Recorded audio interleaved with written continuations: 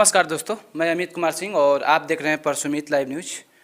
और आप सभी को परसुमित लाइव न्यूज में स्वागत है। और इस वक्त हम मौजूद हैं भोजपुर ज़िले के पचरुखिया, जो कि सिद्धेश्वरी संस्कृत महाविद्यालय के प्रांगण में है, सभागार में है। और जैसा कि जिस तरह से हमारे साथ मौजूद है, जो कि मुख्य अतिथि के रूप में डॉक्टर सिद्धार्थ शंकर सिंह, जो कि प्रो वाइस चांसलर यानी प्रति कुलपति, जो कि कामेश्वर सिंह दरभंगा संस्कृत विश्वविद्यालय दरभंगा से आए हुए हैं, जो कि मुख्य अतिथि हैं। और संस्कृत के बारे में हम इन सर से जानेंगे और जिस तरह से हमारे समाज में और हमारे शिक्षा के माध्यम से जिस तरह से संस्कृत को इस तरह से मुँह मोड़ना, ठीक उसी प्रकार से हमें अपनों से मुँह मोड़ना कहा जा सकता है। ठीक पहले जिस तरह से हम लोग जानते हैं संस्कृत का, इस तरह से हमारे जो संसार या हमारे देश या कहिए या फिर पूरे संसार में कहिए, संस्कृत जो प्राचीन काल से, संस्कृत एक ऐसा भाषा है जो कि प्राचीन काल से ही चलता आ रहा है। लेकिन आज के समय में हम देख रहे हैं कि जो कि वेस्टर्न सिविलाइजेशन को लोग एक्सेप्ट कर रहे हैं और हमारा जो भारत देश है और संस्कृत को अपना नहीं रहे हैं, जो कि वेस्टर्न सिविलाइजेशन को अपना रहे हैं और संस्कृत को छोड़ रहे हैं। तो हम सर से जानेंगे किस तरह से हमें संस्कृत को बढ़ावा देना चाहिए और इसको आगे बढ़ाने के लिए किस तरह से कार्य कर रहे हैं। और हमारे साथ मौजूद हैं जो कि प्रो वाइस चांसलर सर हैं। सबसे पहले सर आपको परसुमित लाइव न्यूज में स्वागत है और ये पचरुखिया के पावन धरती पर स्वागत है सर। आप प्रिंट और इलेक्ट्रॉनिक मीडिया के लोगों को मैं अभिनंदन करता हूं और आप लोग एक सजग राष्ट्रीयता में आप लोग सहयोग देते हैं, इसके लिए प्रहरी के काम करते हैं, इसके लिए धन्यवाद के पात्र हैं। बोलिए क्या प्रश्न। जैसा कि सर कैसा लगा है सर पचरुखिया, पीरो अनुमंडल के पचरुखिया हम लोग आए हुए हैं, आप आए हुए हैं, कैसा लगा है? यह पचरुखिया अभी व्याख्यान में भी मैंने कहा, यह ऋषियों की धरती है, यह कर्मयोगियों की धरती है, ज्ञानियों की धरती है।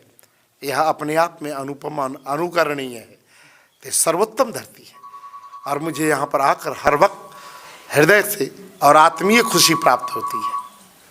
क्या कहेंगे आज के समय में सर? हम देख रहे हैं कि बहुत सारे जो स्टूडेंट होते हैं या फिर बहुत सारे जो लोग होते हैं संस्कृत को छोड़कर वेस्टर्न सिविलाइजेशन को एक्सेप्ट कर रहे हैं, इंग्लिश भाषा को लोग ज़्यादा मान्यता प्रीफर कर रहे हैं। हालांकि हमारे ऑफिशियली लोग यूज करते हैं, लेकिन हमारे साथ साथ में संस्कृत को भी आगे साथ में लेकर चलना चाहिए सर। इसके लिए आप क्या कहेंगे सर?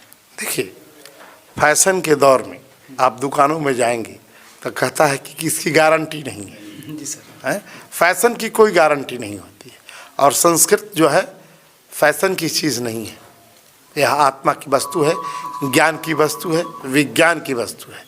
अभी अपने व्याख्यान में मैंने बताया कि हमारे यहाँ का ज्ञान, चाहे उपनिषद का ज्ञान हो, आयुर्वेद का ज्ञान हो, हर जगह चाहे योग का ज्ञान हो, अंतर्राष्ट्रीय होते जा रहा है। परिधानों की बात भी आप देख लें तो हमारे यहाँ के जो परिधान है यह यहाँ के जलवायु और वातावरण के अनुसार है। जो लोग दूसरे देशों के परिधानों का नकल करते हैं उनकी स्थिति देख लीजिए, वो कितने बीमार रहते हैं। हमारे ऋषियों को देखिए, हमारे यहाँ के आचार परिधान के शास्त्रों में जो लिखा उसको देखिए और उसके अनुसार से जो लोग रहते हैं वो अभ्युदय को प्राप्त करते हैं। जहाँ तक संस्कृत की बात है तो यह भाषाओं की जननी है। जी सर। आप जो अंग्रेजी पढ़ेंगे उससे अधिक ज्ञान जो है इसमें पढ़ा हुआ है और दोनों के स्नातक, चाहे वो शास्त्री हो या बीए इंग्लिश हो, मान दोनों के बराबर है। जी सर। और वह छात्र बहुत उपयोगी होगा जो अपने संस्कारों के साथ किसी संस्था में जाएगा, उसका धरोहर होगा। और वह छात्र जो वैसी भाषा को लेकर जाएगा जो कि अपनी मातृभाषा के रूप में नहीं है, जो अपनी प्रतिनिधि भाषाओं की अनुगामनी भाषा है, इसलिए प्रतिनिधि में कार्य कीजिए और प्रतिनिधि बनिए।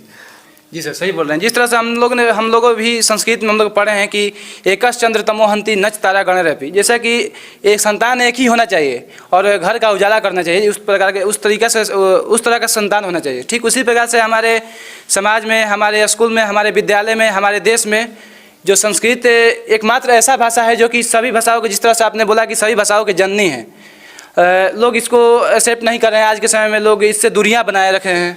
भाषाओं की तो जननी है ही, लेकिन इसके अंदर जो ज्ञान विज्ञान छुपा हुआ है जिसका उद्भेदन नहीं हो पा रहा है समय के साथ, यह दुखद है।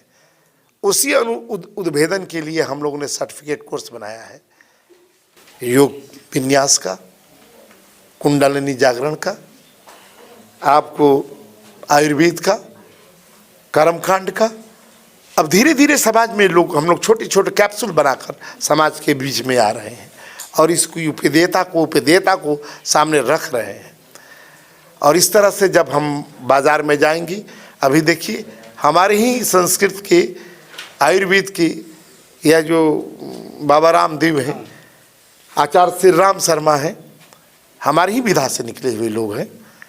ये किसी आंग्ल देश के लोग नहीं हैं और किसी भी मल्टीनेशनल से रामदेव जी की आज व्यापार न कम है न टर्नओवर कम है। उन्होंने दिखाया सही बोल रहे हैं। यह युग है, यह संस्कृत है, यह समागम है, संस्कृति है।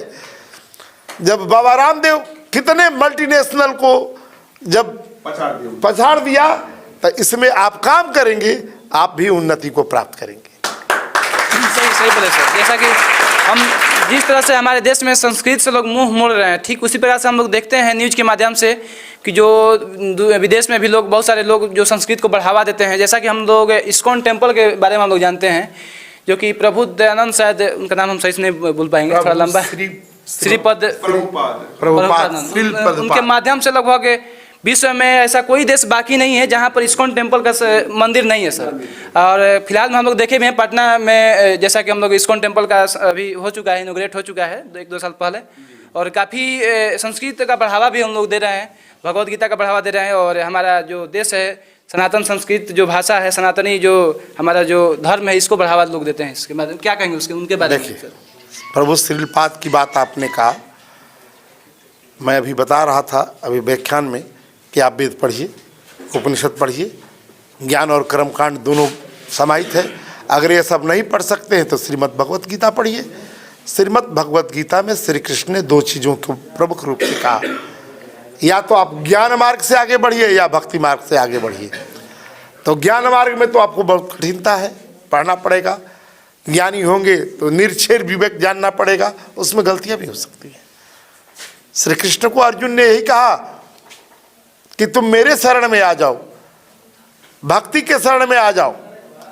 और भक्ति में जो भाव रहता है, जो कर्म रहता है, जिसके अंदर श्री कृष्ण का वास रहता है, वह कभी गलत कार्य नहीं करेगा। उसको हर वक्त सद्विचार वहाँ से प्राप्त होते रहेगा।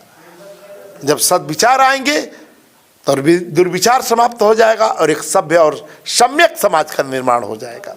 जी सर, सही बोल रहे हैं सर। और हम कुछ इस महाविद्यालय के बारे में कुछ हम लोग बात करेंगे सर। जैसा कि हमें जानकारी मिला है कि लगभग 250 स्टूडेंट इस महाविद्यालय में स्टडी करते हैं। लगभग आपके अनुसार 250 स्टूडेंट के अंतर्गत में कितने टीचर होना चाहिए सर? शिक्षकों की जहाँ तक कमी की बात है, इसके लिए हमारे मुख्यमंत्री जी ने शिक्षकों की बहाली प्रक्रिया चल रही, विश्वविद्यालय सेवा आयोग के द्वारा शिक्षक हमारे यहाँ आए भी हैं। उनकी पदस्थापना किसी कारण से रुकी हुई है।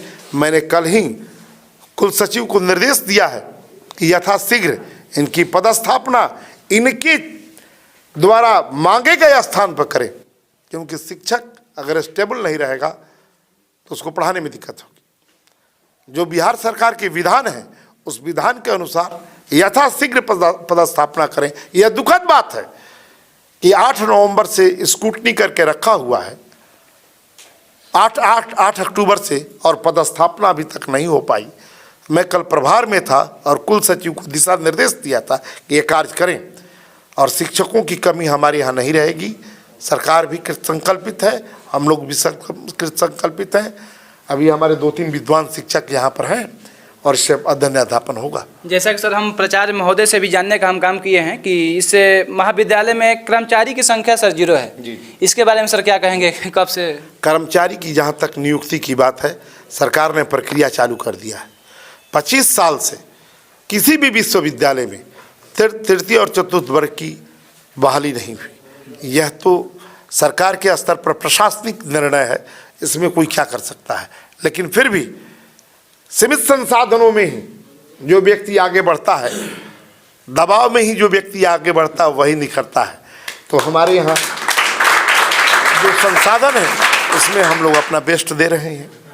जी सर, बहुत बहुत धन्यवाद इतना समय देने के लिए। और हमारे साथ मुख्य अतिथि के रूप में एक्सेप्ट वाइस चांसलर जो कि डॉक्टर सिद्धार्थ शंकर सिंह, जो कि दरभंगा यूनिवर्सिटी से अभी फिलहाल आए हुए थे, और जो कि सिद्धेश्वरी संस्कृत महाविद्यालय पचरुखिया में, इनसे हम जानने की कोशिश की किस तरह से हमारे स्कूल में, हमारे विद्यालय में, हमारे महाविद्यालय में किस तरह से संस्कृत को बढ़ावा दिया जा सकता है, और इस तरह से हम जानने की कोशिश किए। अगर यह वीडियो आपको अच्छा लगे तो लाइक कीजिए, शेयर कीजिए और हमारे चैनल को सब्सक्राइब कीजिए।